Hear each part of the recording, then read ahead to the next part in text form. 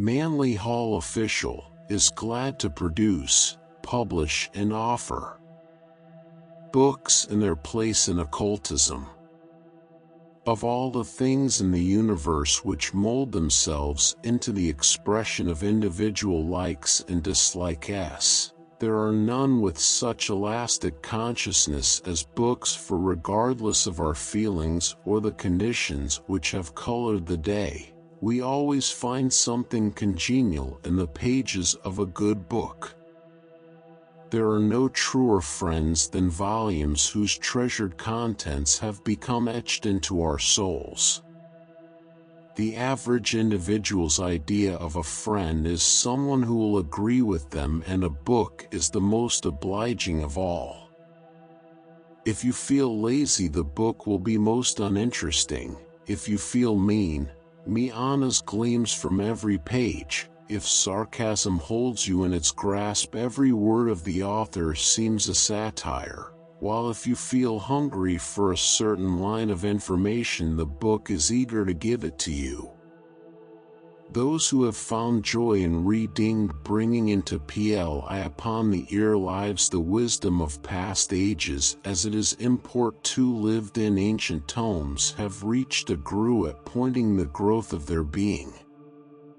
But, above all, if we realize that the book gives to us that which we have given it, we then understand that mirrored in its pages are the thoughts and ideals of our own lives. In reading ancient books, we see pass before our mind's eye the thoughts of others brought down to us through the ages from aces and cultures now extinct, yet to all of them we must give understanding through the light within our own soul, and with the keys of our own being unlock their sealed pages. There is no more wonderful place in all the world than the bookstores such as we find in the old countries, with rows and rows of musty volumes, where stepladders lead up to shades unknown, and ancient tomes, some of which have slept upon their shelves since the days of Cromwell, line the walls as far as the eye can see. The hands that wrote them are long since laid to rest, and many an aged philosopher has put them aside to wander in some distant land, yet the thoughts, ideals, and aspirations of thousands live again for posterity through the words in their books. They are dead, and yet they live eternally in their thoughts, and these thoughts live on through the ages in the leaves of their books. We feel a certain reverence and awe as we enter one of these hallowed spots, the curiosity shops of the human mind. If you're enjoying this video and finding value in the content, we kindly ask you to take a moment to subscribe to the channel. A large portion of our listeners and viewers haven't subscribed yet, and by doing so, you'll help us grow and continue bringing you more high-quality audiobooks. Your support means a lot to us, and it's just one click away. So, go ahead and hit that subscribe button to stay connected and never miss out on our latest releases. We can feel that the shades and shadows of author and poet hover still around the children of their genius. A subdued hush falls upon our being as we stand before a mighty book, for it seems that we are in the presence of a great and superior thing.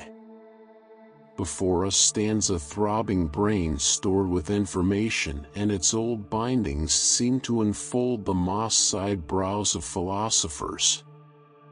As we go to various parts of these ancient shops, we find many wondrous things. Beautiful books illuminated with glorious faces and flower-ed letters by monks in their media action, when lives were spent in the writing of a single work.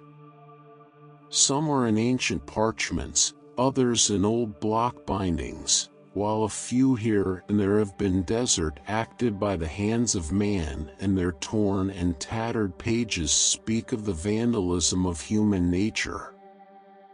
These old books bring back to us the days that are past and tie the breathing, living today to the yesteris numbered with the dead.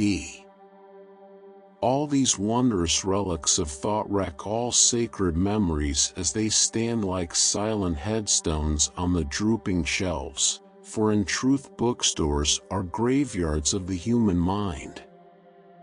As cemeteries are filled with the children of men, so these old bookstores conceal in their numberless niches, shrouded in darkness, the children of human thought. But the thoughts live on eternally, and within the rude coffins of their ancient bindings they wait to be liberated by those who love them. I/31 Let us roll away the stones which mark their resting place, and with the light of our own thoughts and the vision of our own lives carry on these beauteous truths. Many of them are the dying bequests of those who have given all for man, written at a time when every pen stroke was a hardship, when to express a thought or an ideal was to court destruction at the stake or wheel. These books stand as living testimonials of the courage of great souls, for they are the last word to the world of poets and mystics, the dreamers of the ages who have suffered much and given all that though right and might survive to posterity. Good books, indeed, are treasures, for the very soul of the author speaks through the pages that he wrote. Today, alas, books with great ideals and noble thoughts are few, but, in those days, they were the labors of a lifetime, and their every word was silly, acted by the blood of the author. Every book has behind it a quaint pathos which is irresistibly fascinating to those students who have developed organs of veneration. Why should man not feel reverence as he clasps in his hands the life work of another human being who now lies silently in some little churchyard, while the thing for which he gave so much rests undusted on the shelves? If the clairvoyant could but go there, he would see lives and wars, hates and fears, loves and sorrows, living again among the lives around him, speaking again from the silent walls, while loving hands behind the veil still fondly guard the children of their souls. There are many reasons why we should love to wander among these old bookstores and, digging into the past, bring forth these assured writings, for in some mystic way they seem to whisper of the libraries lost in the darkness of the human soul. Among the mystics there are those who spend their lives in doing nothing but preparing entrees serving ancient writings, and far from the sight of our ordinary lives these great souls have dedicated their beings to the transcribing again from the Akashic records of nature the mystic truths now lost to mankind. The average individual does not know how to read a book. If he did, he would not read so many. Reading is an art, and there are few indeed who know how to glean the treasures from the printed page. Books have to be read as they were written, thought for thought, spirit for spirit, and to know the works of philosophers we must ourselves be philosophers. To understand the meaning of ancient truths our minds must be attuned to the souls who wrote them. One who really reads belongs to the realms of the immortals, for every sentence something to be lived for years, every thought a child entrusted to our care. Few, indeed, ever learn the mystery of the wondrous lives immortal concealed beneath their broken covers. An old book is an oracle which not only gives forth the thoughts of the author, but whispers in the voice of the age in which it was written the living story of human progression. The rows of ancient books that fill the curiosity shops of Europe sink into oblivion beside the cosmic library of human consciousness, the lost libraries of the human soul. Up in the dusty attic of the human brain is a room filled with ancient heirlooms, memories of a forgotten day, and in this room a library is stored away.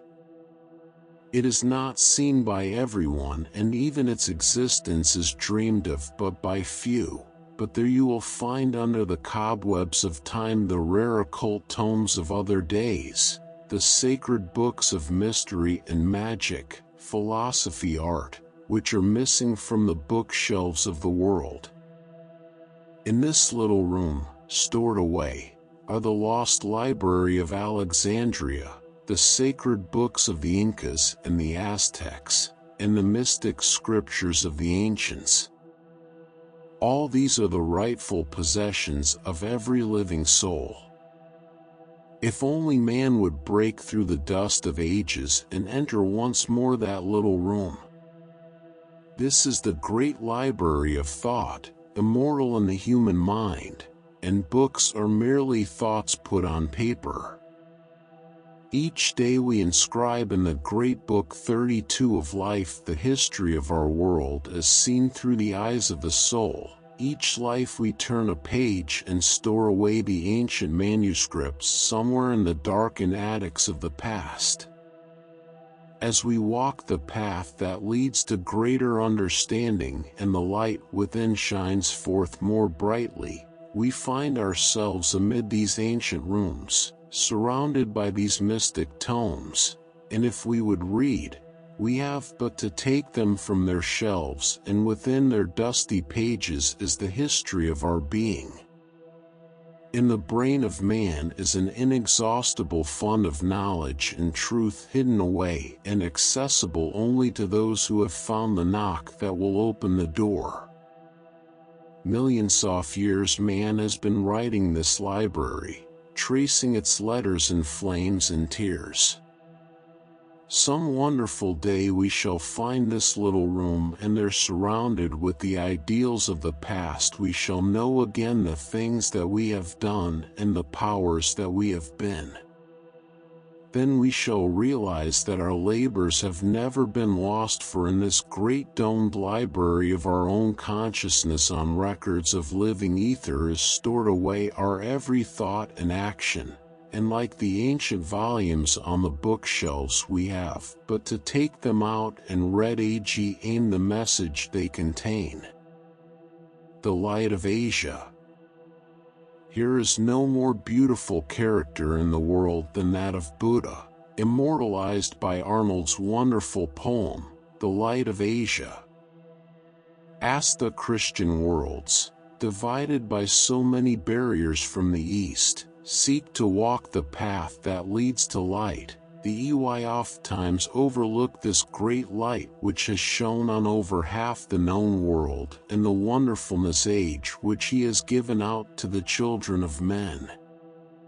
God works in many ways, through many vehicles, in many lands, but if there ever was one through whom the Almighty labored, it was the Prince Siddhartha, the compassionate Lord of the Lotus.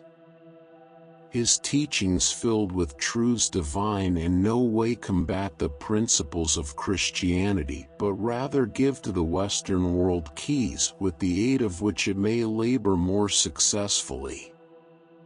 To this great one we owe our greatest understanding of the doctrine of reincarnation, one of the fundamental principles of spiritual growth. This hypothesis is generally neglected not because of its improbability, but because it is so different from the accepted concepts which we have. There is no real reason for our disputing it. Nowhere in our sacred scriptures are there any words against it, but in many places, it appears that an understanding of this law was taken for granted. Reincarnation is the only concept of life which is universal in opportunity, personal and RESP on sib elite, impersonal as to environment, and all-promising in its possibilities. The accepting of this law, while it does not bring he even closer, forever dissipates the concept of hell et renal, the bugaboo of the Christian religion.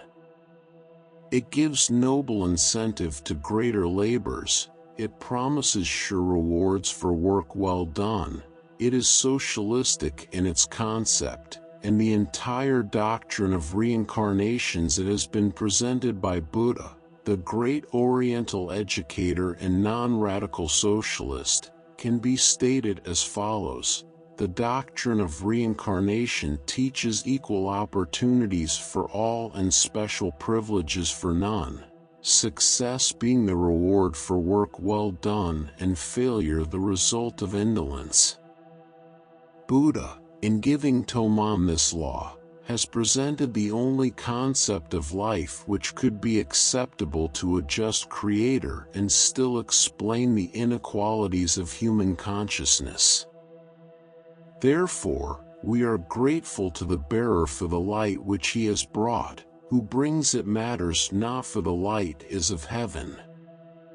And as these concepts of life become universalized, we shall recognize the light of Asia as one of the lights of the world. Copyright 2025 by Manly Hall Official. Thank you for listening. Please consider to subscribe, like, and share to help the channel growth, new videos on a daily basis.